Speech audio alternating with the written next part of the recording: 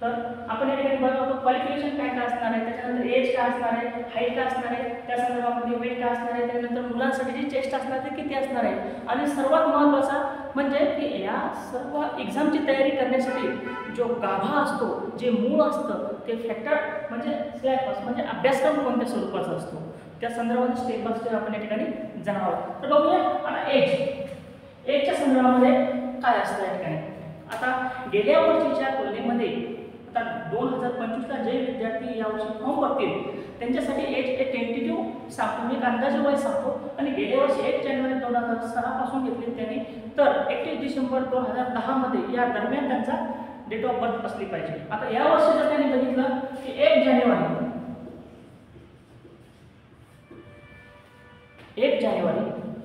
2007 ठीक 31 डिसेंबर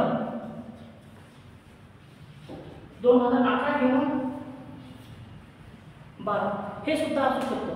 एक अंदाजे डेट सांगतो मी तुम्हाला, पण जनरली आतापर्यंतच्या अनुभवानुसार ही डेट असते या ठिकाणी, म्हणून मी तुम्हाला टेंटेटिव्ह डेट सांगितली की याच्या दरम्यानमध्ये 1 जानेवारी 2007 ते 31 डिसेंबर 2011 आणि 12 असं असू शकतात, किंवा 1 जानेवारी 2006 या ठिकाणी 6 घेऊ शकतात, कारण मुलींसाठी हे 3रं वर्ष आहे.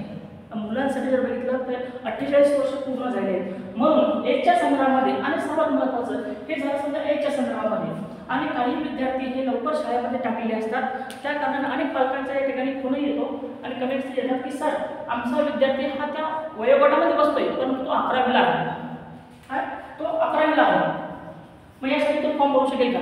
तर माझं पालकांना सांगणं आहे की त्यासाठी तो क्वालिफाय नाही आहे, तो एज क्रायटेरियामध्ये बसतोय परंतु वर्ग जे आहे त्याचा बोर्ड झाल्यानंतर तो 11वीला आहे. तर याच्यामध्ये जे विद्यार्थी आहेत फॉर्म भरू शकणारे हे विद्यार्थी इयत्ता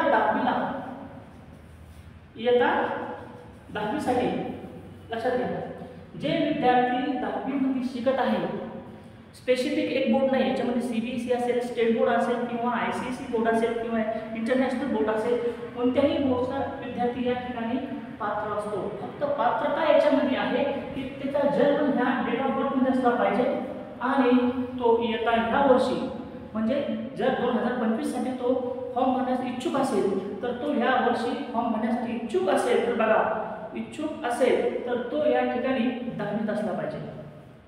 तो कोणत्याही बोर्डचा असू द्या, याला मराठी मीडियम असू द्या, सेमी असू द्या, इंग्लिश मीडियम असू द्या, कोणत्याही बोर्डचा विद्यार्थी यासाठी फॉर्म भरू शकतो.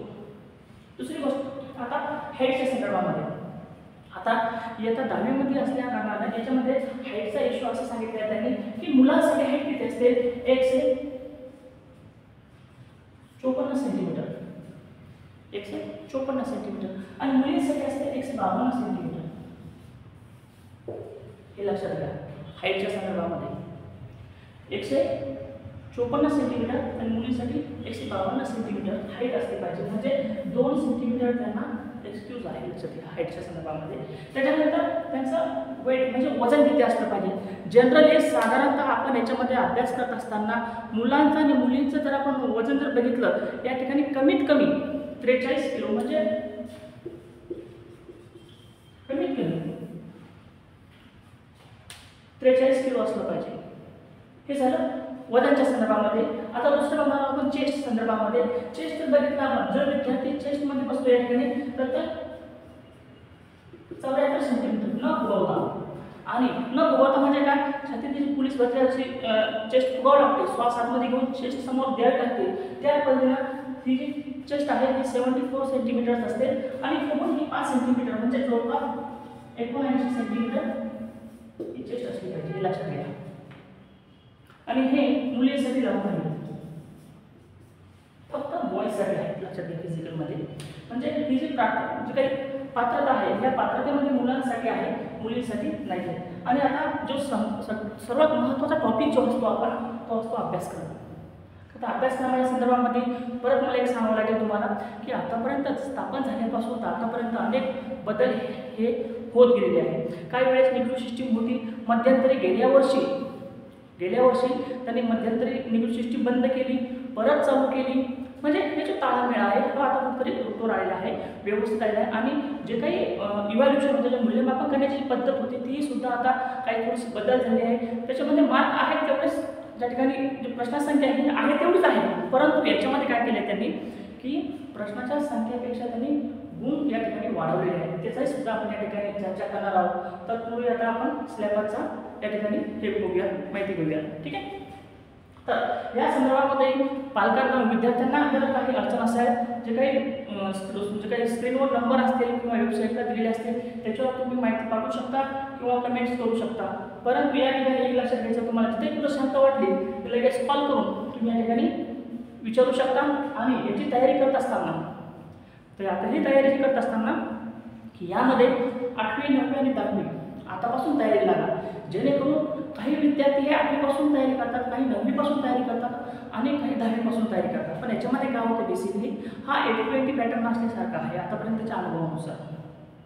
कोणता अभ्यासक्रम आणि कोणता घटक कधी केव्हा कसा वाचायचा याची सर्व जे काही सोडवणूक आहे, याची काही गुंतागुंत आहे ती या ठिकाणी या SSC defence academy Chhatrapati Sambhajinagar या ठिकाणी टीम वर्क करत असते. लक्षात घ्यायचं की दरवर्षीप्रमाणे या वर्षी सुद्धा या ठिकाणी असंच या ठिकाणी तुम्हाला पूर्ण मार्गदर्शन, नोट्स, क्वेश्चन पेपर आणि आतापर्यंत झालेले जे काही नोट्स आहेत तयार केलेल्या या टीमने, या नोट्सच्या संदर्भामध्ये तुम्हाला जे स्क्रीनवर नंबर दिले त्याच्यावर तुम्ही कॉल करून या ठिकाणी मागवू शकता.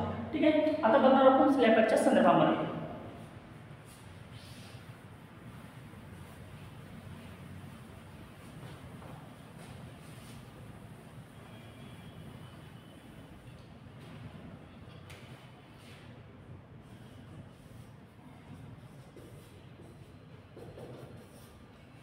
लक्षात घ्या, याच्यामध्ये पार्ट ए आणि पार्ट बी क्वेश्चन पेपर हा एकच असतो. लक्षात घ्या, क्वेश्चन पेपर हा एकच असतो, फक्त पार्ट ए आणि पार्ट बी असतो याच्यामध्ये. लक्षात घ्या. आणि हा क्वेश्चन पेपर लक्षात घ्या, SP आणि GSPचा क्वेश्चन पेपर हा एकच असतो. याच्यामध्ये काही वेगळा क्वेश्चन पेपर असतो असं नाही. लक्षात घ्या, SP आणि GSPचा क्वेश्चन पेपर हा एकच असतो, याच्यामध्ये वेगळा क्वेश्चन पेपर राहत नाही. म्हणून लक्षात घ्यायचं की यांना फक्त काय आहे आणि जसे ABCD सेट असतो, पहिल्या विद्यार्थ्याला A मिळणार, दुसऱ्या विद्यार्थ्याला B मिळणार, तिसऱ्या विद्यार्थ्याला C मिळणार, चौथ्या विद्यार्थ्याला D मिळणार, अशा पद्धतीचा हा ABCD सेट असतो. सांगायचं तात्पर्य एवढं, पहिला विद्यार्थी हा जर पहिला प्रश्न असेल तर दुसऱ्या विद्यार्थ्याला हा उदाहरणार्थ पहिल्या विद्यार्थ्याला पहिला प्रश्न असेल तर याला अगदी 12वा असेल किंवा त्याच्याही समोर त्याला 10वा असेल, त्याला तिसरा असेल. या पद्धतीने मिसमॅचमध्ये या ठिकाणी प्रश्नपत्रिका असते. प्रत्येकाची प्रश्नपत्रिका सारखीच असते, फक्त प्रश्नाचे जे क्रमांक आहे हे मागे पुढे असतात, जेणेकरून त्याच्यामध्ये काही कॉपी वगैरे होऊ नये म्हणून. ठीक आहे. आणि त्या एक्झाममध्ये, या परीक्षेमध्ये एकदम क्लॅरिटी असावी या दृष्टिकोनातून तो सेट निर्माण केला असतो. चला तर बघूया पार्ट ए मध्ये काय असतं आणि पार्ट बी मध्ये काय असतं. सर्वसाधारण बघितलं आपण या ठिकाणी की हा सेट पेपर असतो, ABCD नावाचा पेपर असतो. तो क्वेश्चन पेपर हा एकच असतो आणि जनरली याच्यासाठीची वेळ असतो तोही मोजकाच वेळ असतो, तेही बघणार आपण. आता हा जो पेपर आहे हा पहिला असतो